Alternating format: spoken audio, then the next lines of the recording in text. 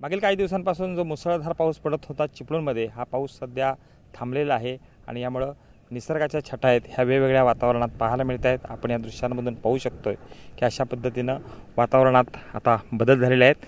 मोठ्या प्रमाणात पाऊस पडला, यानंतर वातावरण असं हिरवगार झालेलं आहे हे आपण पाहू शकतोय. अशा पद्धतीनं ही सगळी दृश्य आहेत. हे विलोभनीय दृश्य परशुराम घाटातून विशेष आकर्षित असलेली दृश्य हे परशुराम घाटातून पाहायला मिळतात.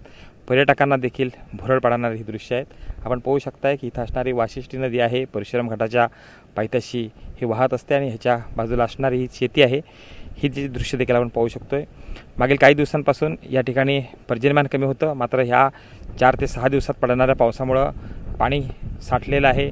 शेतीला पूरक असं वातावरण निर्माण झालेलं आहे. कोकणात भातशेतीला दिवस चांगले येतात असंच वातावरण ह्या ठिकाणी पाहायला मिळतं आहे. ही सगळी शेती आहे. ह्या शेतीमध्ये अजून लावणी होणं बाकी आहे. लावणीसाठी आवश्यक असणारं पाणी आहे हे आता शेतामध्ये साठलेलं आहे आणि यानंतर या ठिकाणी लावणी देखील होणार आहे. शेतकऱ्यांना पूरक असं वातावरण निर्माण झालं आहे. आपण पाहू शकता या दृश्यांमधून की ही परशुराम घाटाच्या पायथ्याची दृश्य आहेत आणि असलेलं हे वातावरण आहे ह्याच्यामध्ये बदल झालेले आहेत.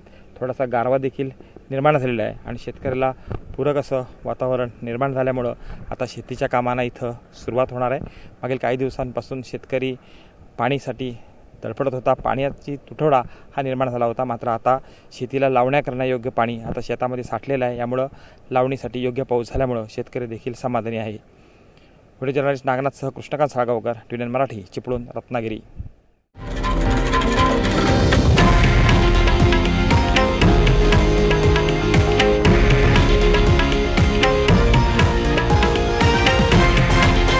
हे आहे देशातील नंबर 1 न्यूज नेटवर्क आणि आपण पाहत आहात TV9 मराठी, एकमेव.